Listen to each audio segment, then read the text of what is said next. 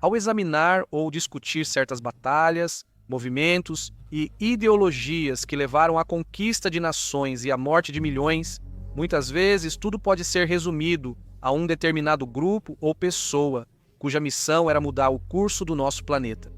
Nomes como Adolf Hitler, Saddam Hussein, Joseph Stalin e Osama Bin Laden são apenas alguns que surgem quando se fala em guerra, terrorismo e ditaduras. No episódio de hoje, vamos focar em alguém cujo nome não é imediatamente reconhecido, mas cujas ações falaram por si só. Abu Musab al-Zarqawi foi um militante jihadista jordaniano que supervisionou instalações de treinamento no Afeganistão e ficou associado a vários atentados e decapitações durante a guerra no Iraque, sendo apelidado de Cheque dos Carniceiros por seus seguidores. Zarqawi formou o Jamaat al-Tawhid wal-Jihad em 1999 e liderou o grupo até sua morte em junho de 2006. Seu nome aparecia continuamente em vídeos e fitas de áudio, onde ele se gabava de seu envolvimento em execuções, atentados suicidas e outros atos de violência contra aqueles que ele considerava inimigos da Jihad. Ele se juntou à Al-Qaeda em 2004 e jurou lealdade a Osama Bin Laden, realizando uma série de atentados contra muçulmanos xiitas no Iraque apenas um ano depois, além de atacar os quartéis de militares dos Estados Unidos da América e grandes concentrações de milícias xiitas. Acredita-se também que ele tenha sido o mentor por trás do atentado à bomba de 2005 contra 3 hotéis na capital de seu país natal, a Jordânia.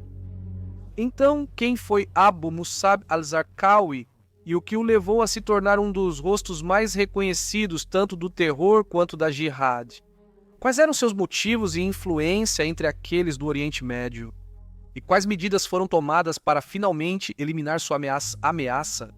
Hoje vamos encarar o terror de frente. Bem-vindo ao Guerras do Mundo.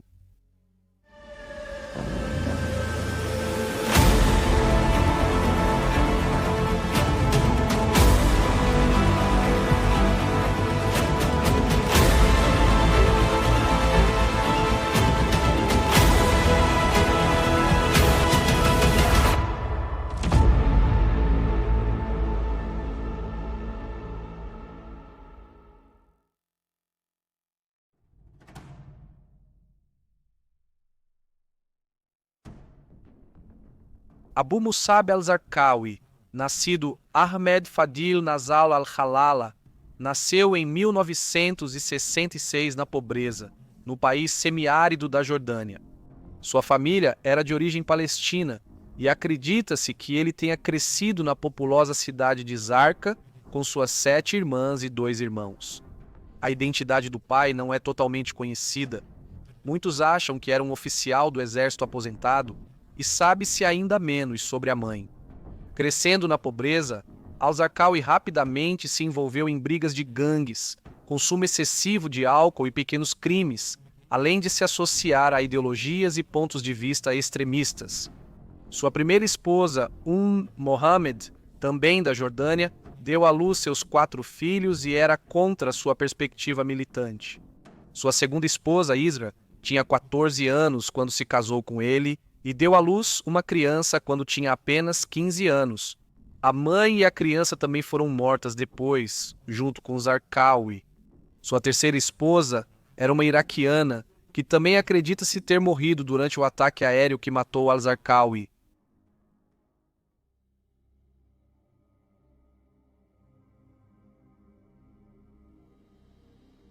Então, o que faz com que esse extremista radical em particular seja tão proeminente entre seus colegas ideólogos? Al-Zarqawi esteve envolvido em inúmeros ataques, atentados suicidas, propaganda extrema e decapitações bárbaras, muitas das quais conhecemos. E muito provavelmente há muitas outras que foram classificadas ou presumidas como tendo acontecido devido à sua inclinação implacável pela violência. Levaria muitas horas para dissecar cada ato de brutalidade, então vamos focar no que muitos associam à ascensão dele ao poder. Estado Islâmico do Iraque e da Síria, ou Estado Islâmico, é um grande grupo terrorista que atua em praticamente todas as partes do mundo.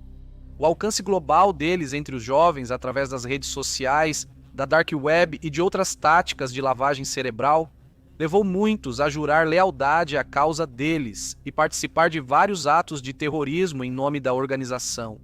Embora o grupo ainda seja relativamente novo em relação aos grupos terroristas mundiais, o Estado Islâmico do Iraque e da Síria certamente já deixou sua marca ao redor do globo e continua recrutando, operando e propagando sua propaganda na esperança de um califado mundial.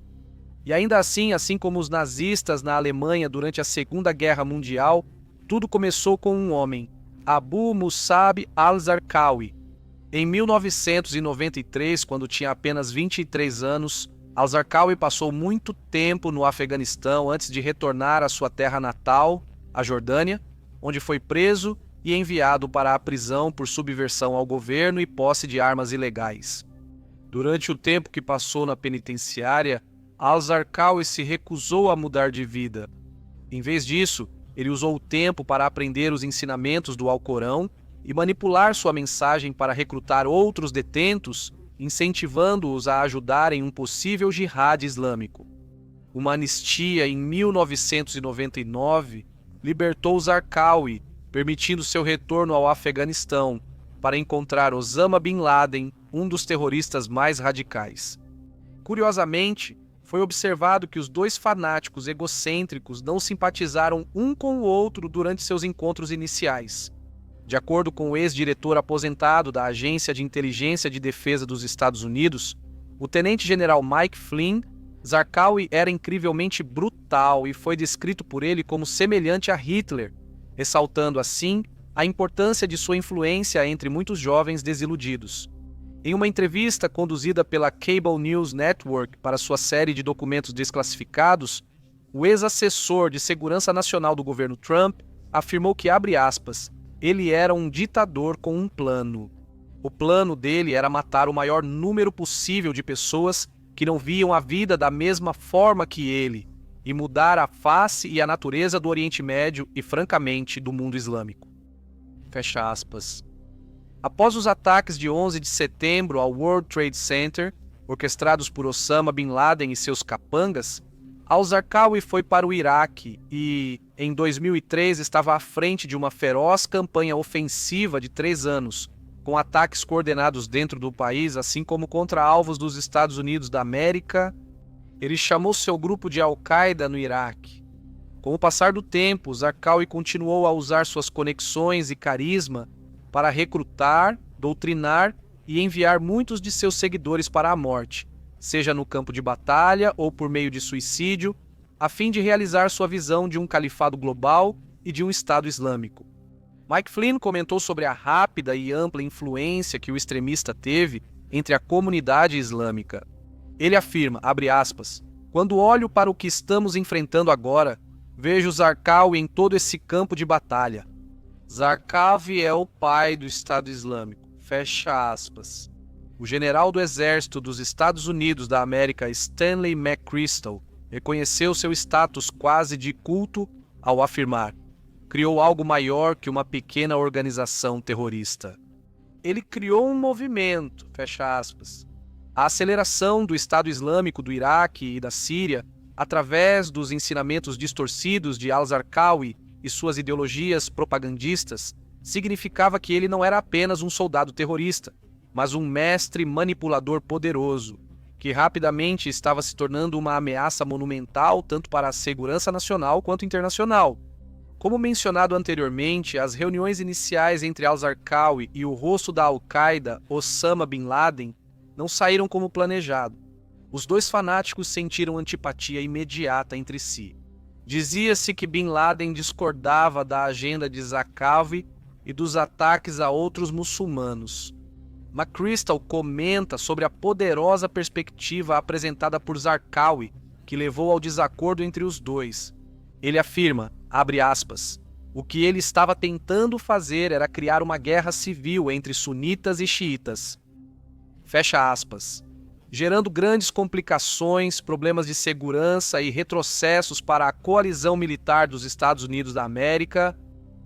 Apesar da suposta mensagem de unificar muçulmanos em um califado mundial e um Estado Islâmico, Até hoje, o Estado Islâmico do Iraque e da Síria continua a atacar muçulmanos que não seguem sua interpretação da fé.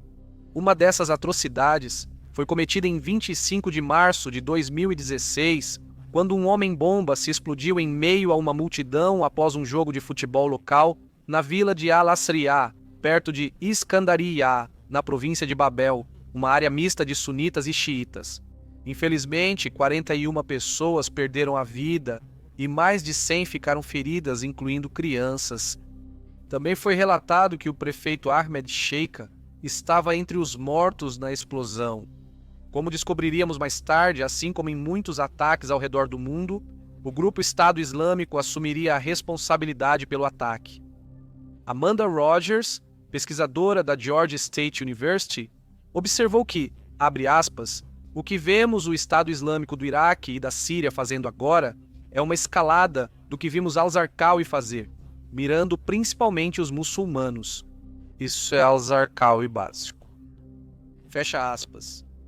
Então, em 2004, na cidade iraquiana de Fallujah, generais dos Estados Unidos da América observaram como vários ex-militantes de Saddam Hussein se tornaram leais a Zarqawi e às ideologias do Estado Islâmico do Iraque e da Síria.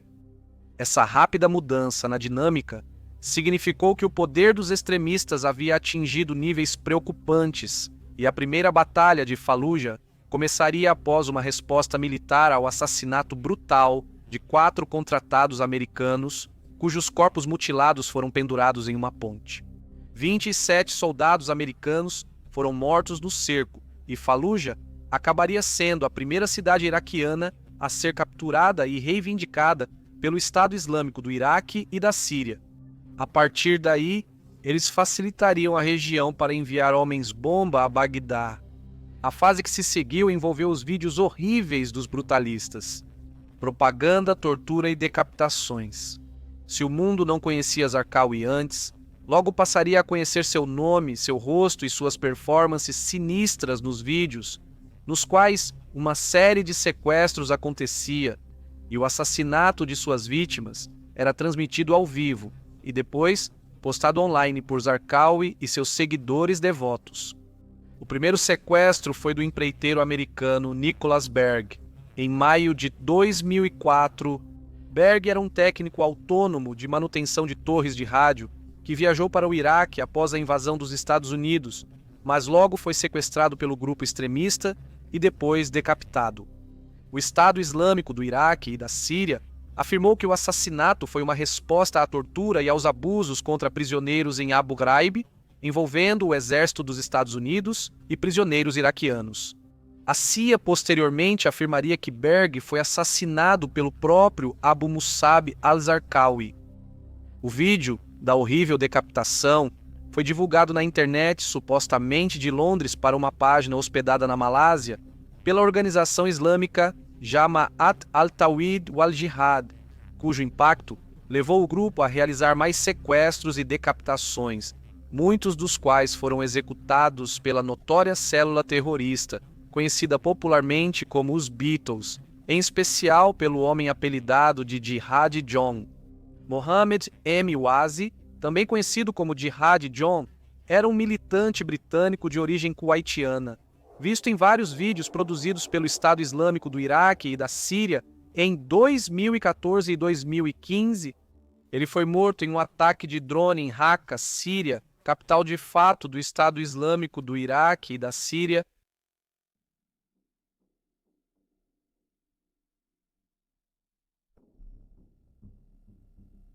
Com a ascensão do Estado Islâmico do Iraque e da Síria e o nome de al-Zarqawi sendo ligado a múltiplos atentados suicidas, sequestros, assassinatos e outras atividades terroristas, começou a caçada pelo líder nascido na Jordânia. Os planos para capturar ou até mesmo matar esse ditador radical começaram imediatamente após o colapso do regime de Saddam Hussein no Iraque. Infelizmente, as primeiras tentativas de garantir sua captura foram frustradas devido a uma variedade de problemas. Isso incluiu má administração, incompetência e o manuseio inadequado de provas. O laptop de Zarqawi foi encontrado, mas depois desapareceu misteriosamente. Foi relatado que ele realmente havia sido capturado e depois libertado novamente por tropas dos Estados Unidos da América que não o reconheceram. Durante todo esse tempo, ele conseguiu espalhar sua mensagem e continuou a comandar seus agentes em uma série de assassinatos cruéis. 3 dias antes de sua morte, Qassim Al-Ani, um dos comandantes da organização, foi preso na capital do Iraque. Esse foi um momento significativo na perseguição a al-Zarqawi, que havia se deslocado para a província de Diyala, ao norte da capital. A captura e o interrogatório de Al-Ani levaram a uma série de operações em pelo menos 17 propriedades em todo o centro do Iraque.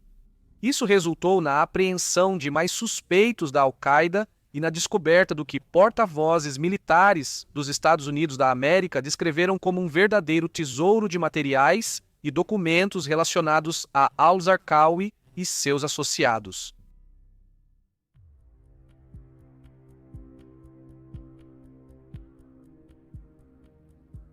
No final, após sua ascensão repentina ao poder, assim como seu reinado de violência, assassinato e terror, Abu Musab al-Zarqawi foi morto em um ataque direcionado em 7 de junho de 2006 enquanto participava de uma reunião em uma casa segura e isolada, aproximadamente 8 quilômetros ao norte de Baquba. Foi relatado que às 14h15 Greenwich Mean Time, 2 caças F-16C da Força Aérea dos Estados Unidos vasculharam a área e rapidamente identificaram o prédio antes de lançar 2 bombas de 500 libras, uma bomba guiada, 12 guiada a laser e uma bomba guiada, 38 guiada por sistema de posicionamento global sobre os ocupantes, matando o líder terrorista e mais 5 de seus comparsas. Embora os incidentes anteriores tenham colocado as organizações que estavam na perseguição desse militante em uma situação embaraçosa, foi revelado posteriormente que a Força-Tarefa Conjunta, Força-Tarefa 145, já o estava rastreando há bastante tempo. A perseguição a al-Zarqawi é detalhada no livro Força-Tarefa Black, escrito por Mark Urban, um jornalista, historiador e apresentador britânico que é escritor e comentarista do Sunday Times, especializado em defesa e assuntos exteriores. Em seu livro, foi dito que informações de inteligência foram recebidas de um alto líder da Al-Qaeda no Iraque, a quem o autor apelidou de Abu Haider, que havia sido capturado durante a Operação Larchwood 4. Esta operação específica foi lançada em abril de 2006 pelo Esquadrão B do 22º Regimento de Serviço Aéreo Especial Britânico, com apoio das forças dos Estados Unidos da América, com o objetivo de atacar uma casa de fazenda ocupada pela Al-Qaeda em Yusufia, governadoria de Bagdá, Iraque. Foi considerada um sucesso monumental e vital e, em última análise, levou à morte de al-Zarqawi em junho daquele mesmo ano. A Operação Larchwood 4 foi criada com base em informações de inteligência obtidas em operações anteriores do Esquadrão B, do Serviço Aéreo Especial e do Esquadrão B do 1º Destacamento Operacional de Forças Especiais Delta.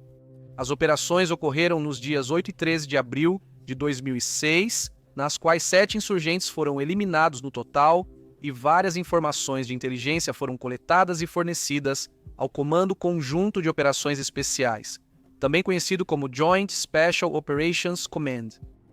A operação fazia parte de uma série de procedimentos táticos realizados no que ficou conhecido como Triângulo da Morte.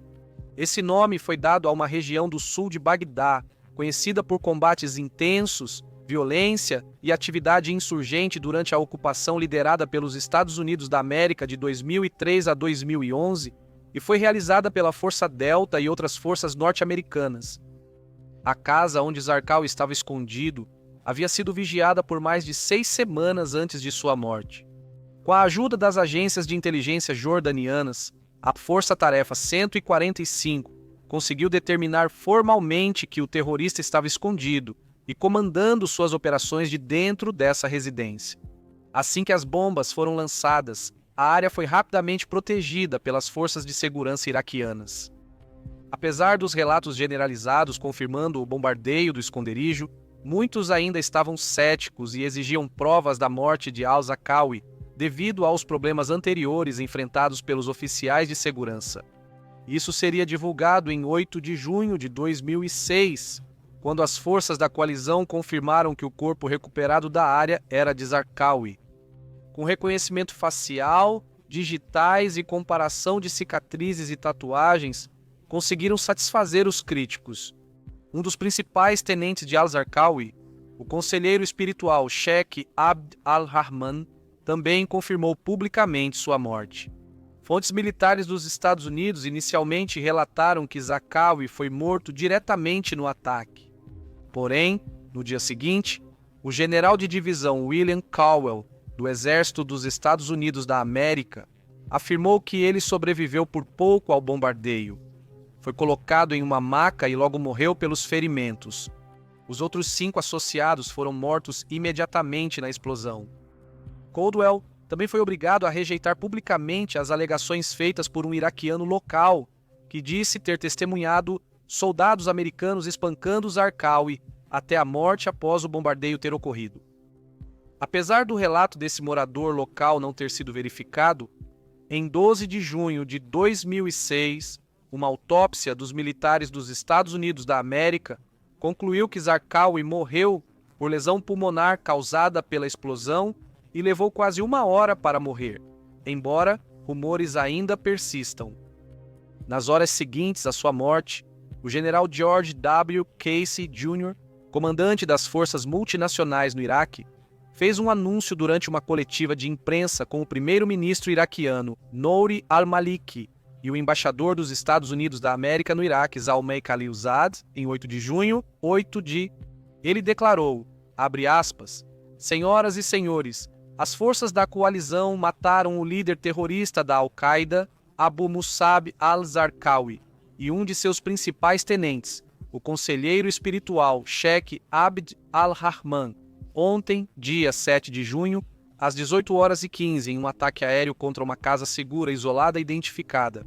Dicas e informações de inteligência de líderes iraquianos, senhores da rede dele, levaram as forças até al-Zarqawi e alguns de seus associados, que estavam realizando uma reunião aproximadamente 8 quilômetros ao norte de Baquba, quando o ataque aéreo foi lançado. Casey continuou afirmando que al-Zarqawi e a Al-Qaeda no Iraque realizaram atividades terroristas contra o povo iraquiano durante anos, tentando minar o governo nacional iraquiano e os esforços da coalizão para reconstruir e estabilizar o Iraque. Ele é conhecido por ser responsável pela morte de milhares de iraquianos. A morte de al-Zarqawi é um golpe significativo para a Al-Qaeda e mais um passo em direção à derrota do terrorismo no Iraque. Fim de citação.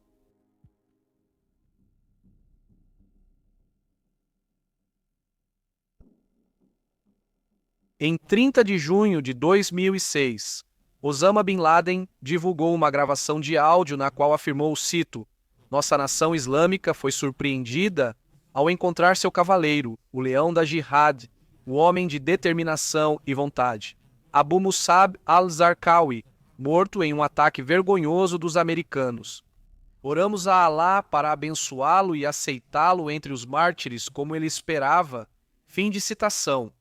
Apesar de seus desentendimentos iniciais e aparentes ressentimentos um com o outro, Bin Laden elogiou seu aliado caído, confirmando que ele havia sido aconselhado a continuar o ataque e a eliminação das forças lideradas pelos Estados Unidos da América no Iraque, mas também, cito, "para aqueles que se levantaram para lutar ao lado dos cruzados contra os muçulmanos, então ele deveria matá-los, quem quer que sejam, independentemente de sua seita ou tribo."